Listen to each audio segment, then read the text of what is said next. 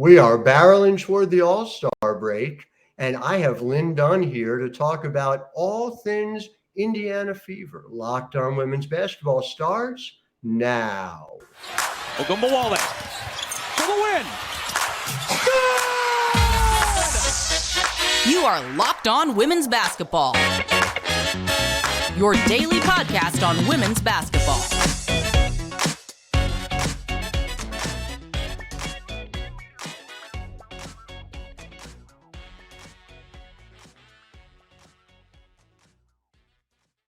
Well, hi, everyone, and happy Thursday to you. I am Howard Megdal, and this is Locked On Women's Basketball. We are delighted to be with you, and thank you for making us your first listen every day. Over 100,000 of you showed up last month and the last 3 months now. I'm so delighted about the community that we're building here. So thank you. If you haven't yet subscribed, do it on YouTube or wherever you get your podcasts. And of course, it's not just me. It is the incredible team over at the nexthoops.com, where we have over 100 reported pieces every single month. We have a beat reporter on every single WNBA team. We've got a trio of great folks who are going to be giving you Locked On Shorts. So get that YouTube subscription up, along with reporting throughout the weekend in Las Vegas. $9 a month, $72 a year, thenexthoops.com.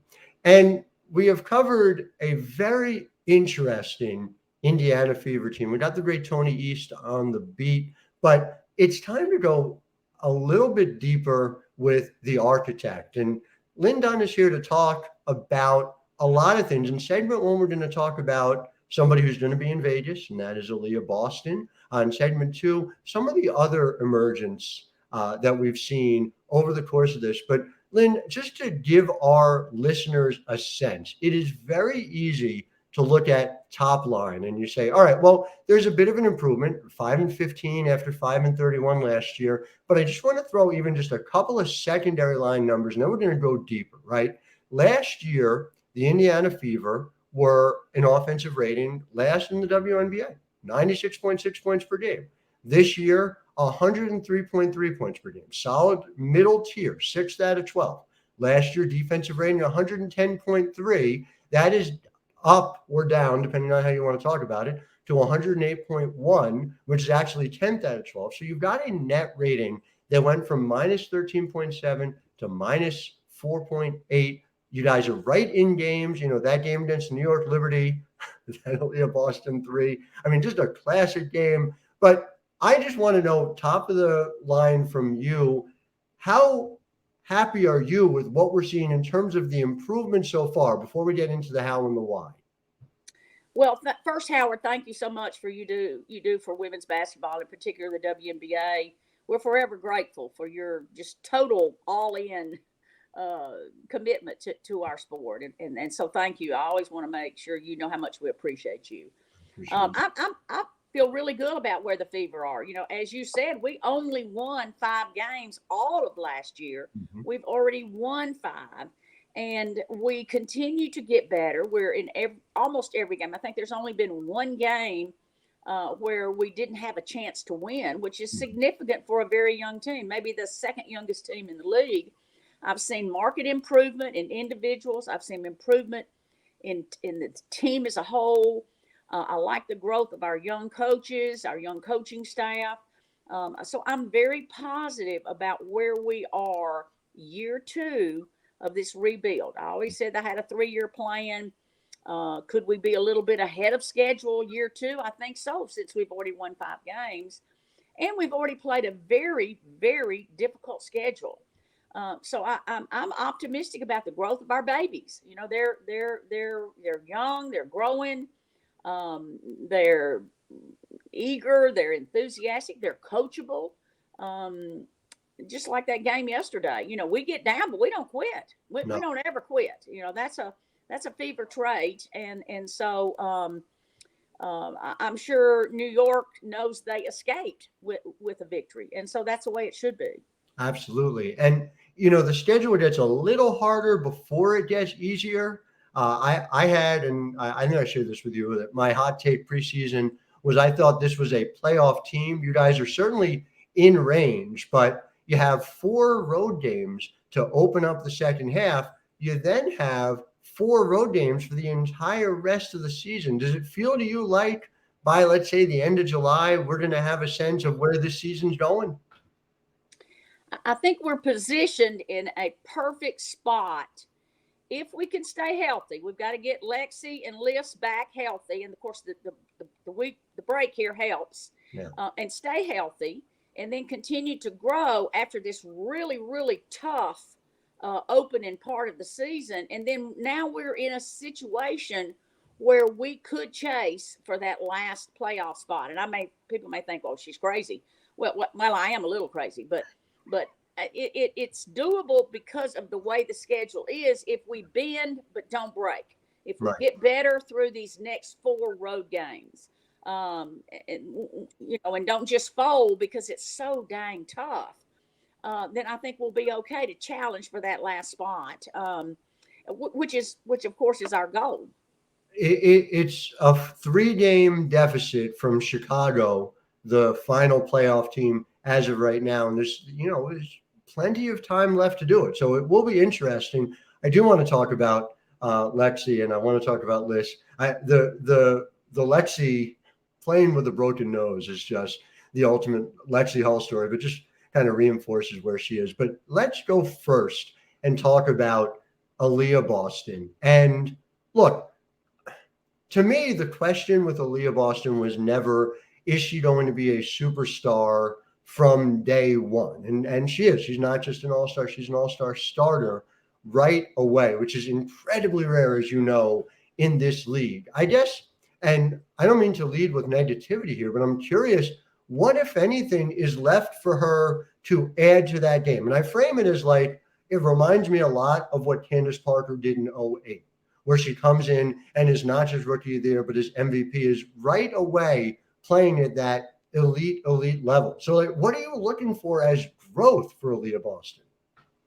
Well, Howard, we knew that Aliyah was going to have an immediate impact to this team and an impact in this league, but I don't think we knew how big of an impact. Dawn Staley had always said, just wait till she gets to the league and she's not significantly doubled and triple teamed. Yeah. You're going to see how great she can be. And Dawn was spot on. And I think what I see for her in the future is continued growth of her versatility. And I think we've started to see it. She's not always down on the low post with her back to the basket. She's at the elbow. She's out on the perimeter. And so she's not just a center in this league. She is a 5'4", 4'5", with face-up skills, with back to the basket skills, and I think you're going to continue to see her grow in her versatility. And then the other thing about Aliyah, I think that surprised me the most, was her poise and her composure as a rookie. You know what I'm saying? She doesn't get frustrated. She doesn't get flustered. Even when she gets double teamed, she calms down. She takes her time. She looks around and she makes excellent decisions for someone so young. Yeah, I mean, that's the thing for me. Her turnover percentage being around 12.5% as a rookie, somebody who's playing in this free-flowing offense, is just an amazing number in and of itself. But you can even just go like top line and go by win shares, which is, it's a flawed stat, but it's the best catch-all stat I feel like we have right now. And you go top of the league in win shares. It's A'ja Wilson 1, Breanna Stewart 2, Jackie Young 3, Chelsea Gray 4, and then Aliyah. That's it. That's the list of the top 5. To me, especially if you guys are in the playoffs, she's on my MVP ballot. Has to be, on that list of 5 right now when you look at it. And so from that perspective, obviously, she's changing what you guys are able to do. But I guess this is kind of my other thinking about it, is that she is not a classic 5 in the way that we've come to see. And that seems like a real opportunity for you guys. Do you feel like you're able to, by virtue of having her and Liz being able to shoot the ball from anywhere, that you're able to create the type of 5-out offense I know you've been looking for? I do, and I see where she is today, looking at our past outstanding fives, Fowles, Griner, Lisa Leslie, and in my opinion, she's a little bit ahead of all of them because she already has some of the face-up game that they added to their game, as they grew in the league. And I think that's, again, a compliment to what Dawn was able to do with her in her growth at South Carolina, that she came out with a lot of skills inside and outside that a lot of bigs don't have. And I think the other thing that surprised me about Aliyah is the pace of the game. We were all wondering, could she really adapt to the pace of the WNBA game, the 24-second clock? I knew she could adapt to the physicality. She's very physical, very strong, but she's really adapted to up and down and the pace that we want to play. And so I think that's another area that we're all like, wow, that was unexpected. A pro body from her freshman year, and now an opportunity to be able to play at that pace. Just remarkable to see. So we're going to talk about the players that go with her that are kind of part of this core that you guys are developing. But first, want to talk to you guys at home about the good people over at BetterHelp. And this show is sponsored by BetterHelp. And look, BetterHelp gives you an opportunity to deal with things in life. Sometimes in life, we're faced with tough choices, and the path forward isn't always clear. Whether you're dealing with decisions around your career or relationships or anything else, therapy is here to help you stay connected to what you really want while you navigate life. It allows you to move forward with confidence and with excitement. Trusting yourself to make decisions that align with your values is like anything. The more you practice, the easier it gets. And having that extra voice to be able to bounce ideas off of, it matters. It helps you get out of your own head. So it's real important, if you're thinking of starting therapy, to give BetterHelp a try. It's entirely online, designed to be convenient, flexible, and suited to your schedule. Just fill out a brief questionnaire to get matched with a licensed therapist and switch therapists anytime you like for no additional charge. Let therapy be your map with BetterHelp. Just visit betterhelp.com/lockedonnba today to get 10% off your first month. That's BetterHelp, HELP.com/lockedonnba.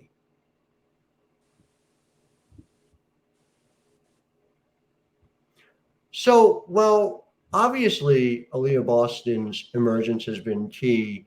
To me, something that maybe is as important is the fact that NaLyssa Smith, another lottery pick, has not just managed to fit in with Aliyah, but is managing to have just an epic season. Obviously, we're sad to see her injured in the middle of what feels like an emergence as a star in her own right. But just take me through why you thought the two of them would work well together and sort of how you're seeing the rubber hit the road there so far.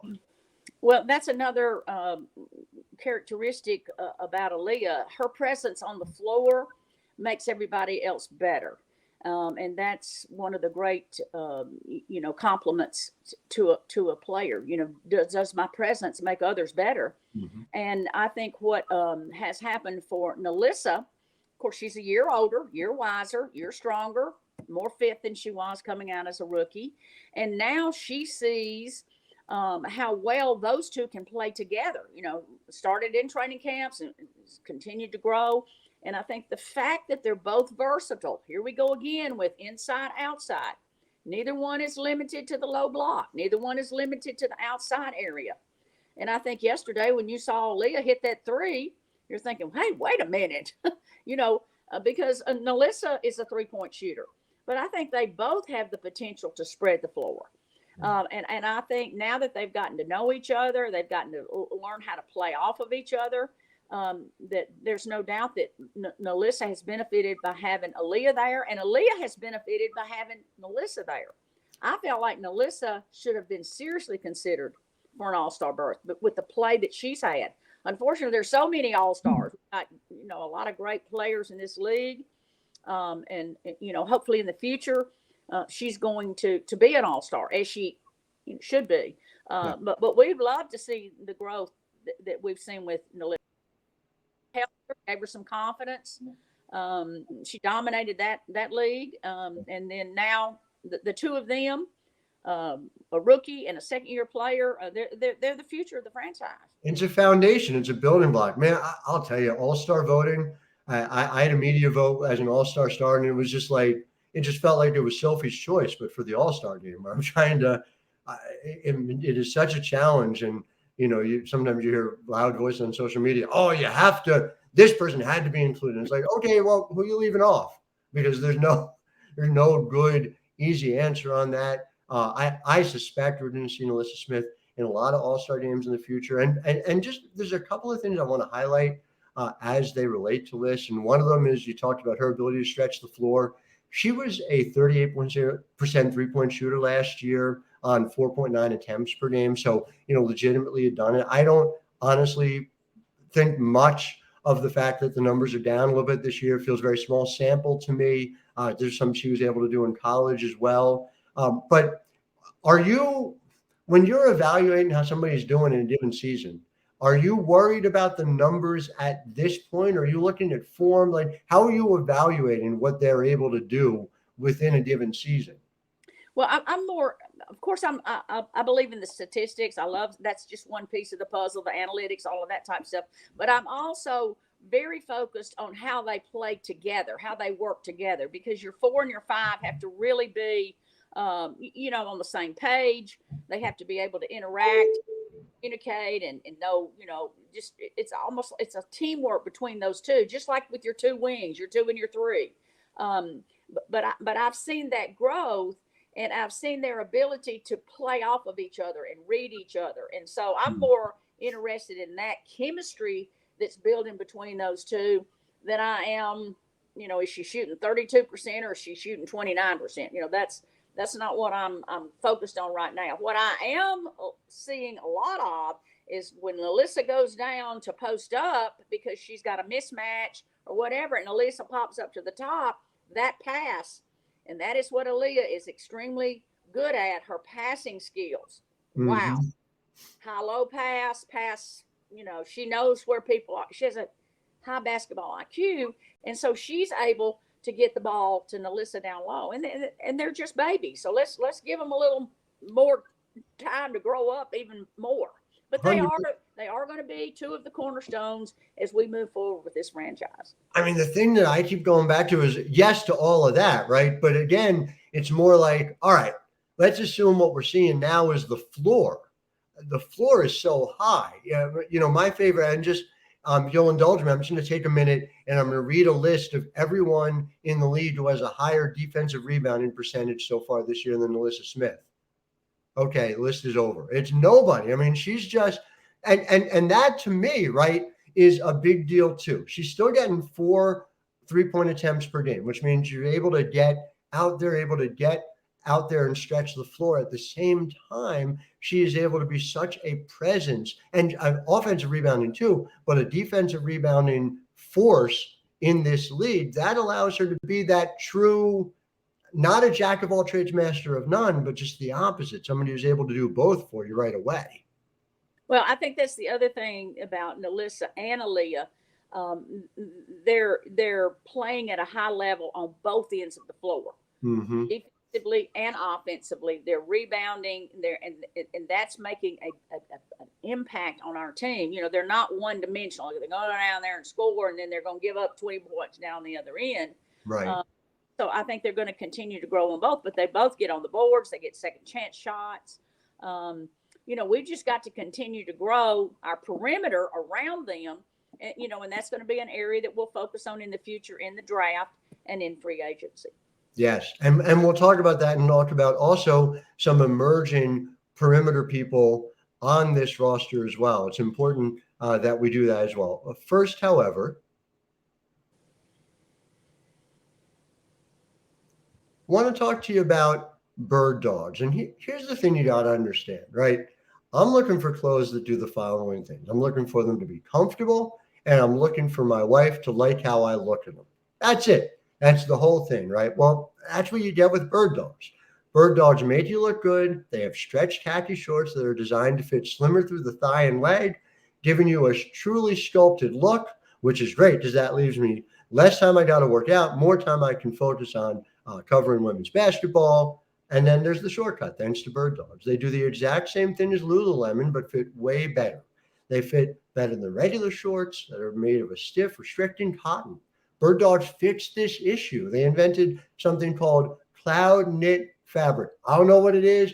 I just know it feels good, and I get a way slimmer fit without having to sacrifice movement.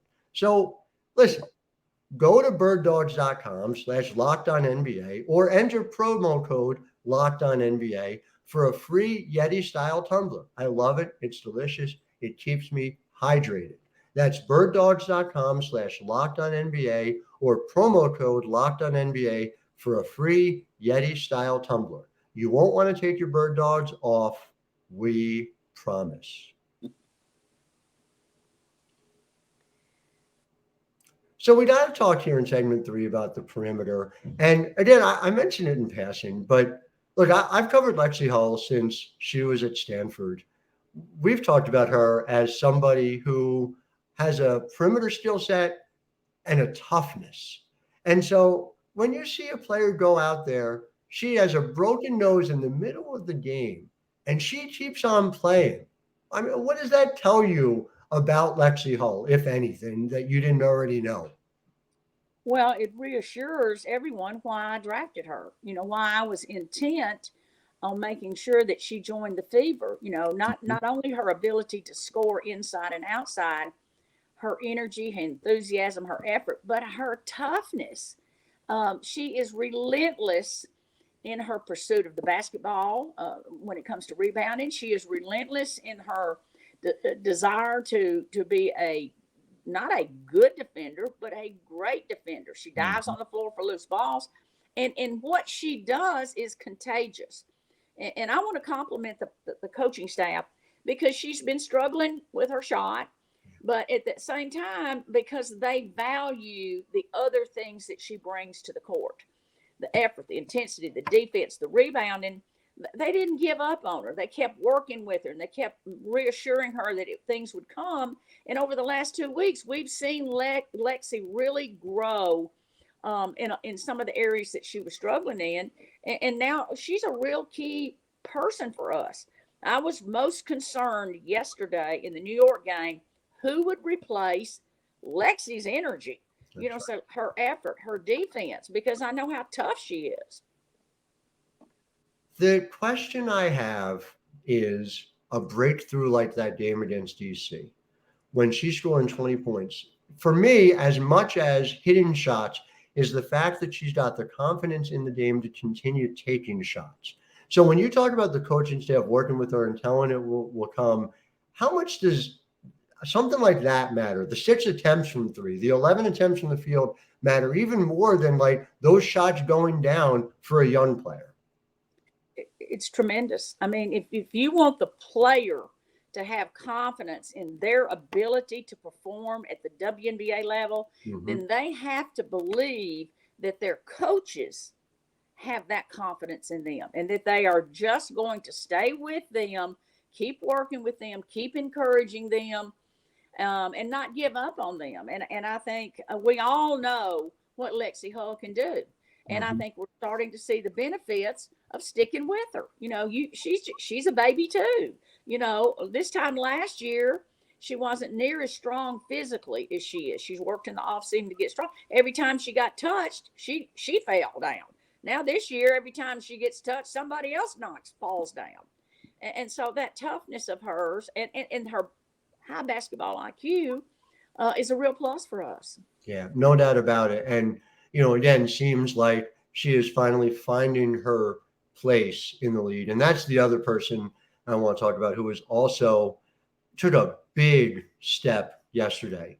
And that is Grace Berger. And so just, so our listeners are aware, in a barn burner of an overtime game, 95-87, New York ultimately prevailed, but Indiana came back from way down, forced OT, and a big part and center of the action is Grace Berger. Grace, 36 minutes yesterday, 15 points, 7 rebounds, 4 assists, 3 steals. And then this is the biggest thing for me, only 1 turnover. It just reminded me so much of one of her classic Indiana University performances.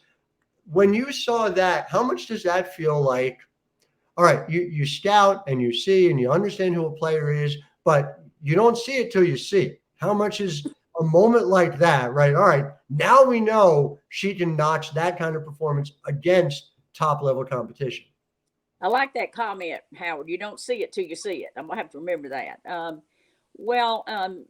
Again, let me give the coaches credit because what we've asked Grace to do, be a combo guard, which means she can play the 1, the 2, and the 3. Mm-hmm. So she has to know all of those positions and the ability to run a team. And so they didn't overwhelm her early. They gave her time to grow.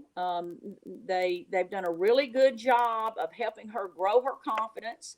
I felt really positive about yesterday when I knew Liz and Lexie were not going to play. And I thought, okay, we're going to see some of these backups that have invested an enormous amount of time in the weight room, eating, knowing what to do. We're going to see what Emma Cannon can do. We're going to see what Grace Berger can do. And to be honest with you, it didn't really surprise me that Grace was ready for that moment, because she had grown her confidence. She'd had some other maybe short period games where she'd done well. Mm-hmm. I watched Grace play for 4 years at Indiana. I had my eye on her for a long time. And I know this may surprise people, but I've always watched her and thought about Lindsay Whalen. When I think about Grace Berger, I think about Lindsay Whalen and the size, the strength, the ability to play a couple of positions.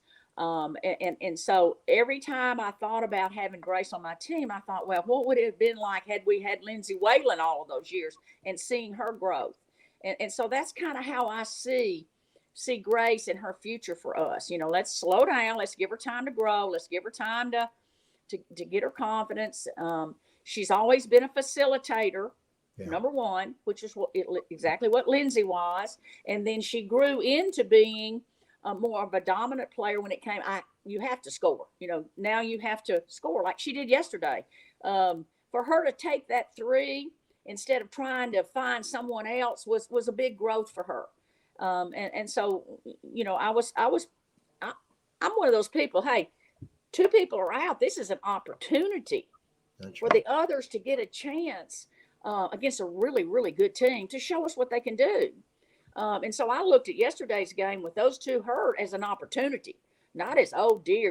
No, it's just, hey, this is great. This is exactly what some other people need, an opportunity. And she took advantage of it. She did. And again, it's a smaller sample to say, but I just do want to point out when we look at net rating, and again, you guys are up considerably over last year, but look at among 2-player lineups, Aliyah Boston and Grace Berger together. These are rookies. So we're still talking floor, like you said. They're a plus 12.4 net rating in their 88 minutes together, right? You combine NaLyssa Smith and Grace Berger, they are a plus 5.2 together. And Kelsey Mitchell and Grace Berger together are a plus 6.5. Again, you're still talking small sample, but north of 50 minutes in all 3 instances. So you're seeing right away Grace Berger unlocking some things in the key cornerstone parts of this team. It's going to be absolutely fascinating to see as her game further develops. And again, as she's more and more comfortable with that 3 that, as we both know, she's been working on since her freshman year in Indiana, but is very comfortable taking that 3. I love that Lindsay Whalen comp, not just because I'm working on this Minnesota book, but just because I think that's a really interesting one that makes a ton of sense.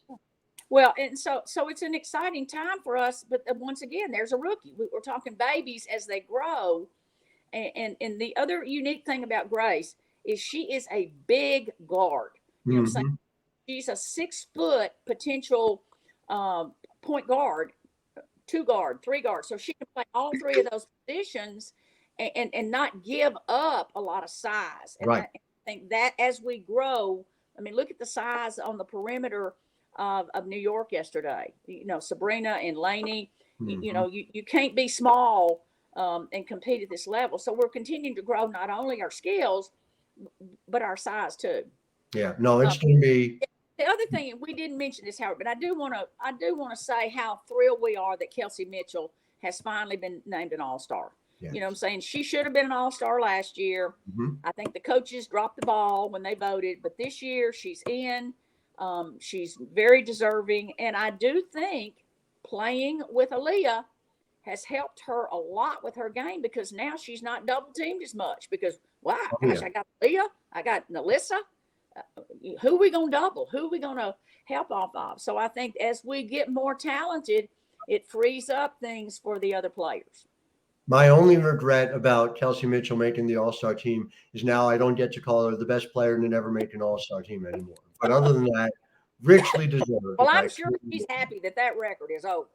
That's all right with everyone, I think. Well, Lin Dunn, you have earned an All-Star break. I hope you enjoy every minute of it. It's always great talking basketball with you. It's always great to see you. To our listeners, thank you for joining us. Of course, we're just getting started with our weekend ahead. Tomorrow, All-Star preview coming your way. Natalie Hevron in the host chair, and all weekend long, our team is all over Las Vegas, taking you behind the scenes on everything that's going on. TheNextHoops.com, where you find the written part of it, over at Locked On Women's Basketball YouTube, where you get video dispatches from us. Until then, I am Howard Megdal, wishing all of you a wonderful Thursday.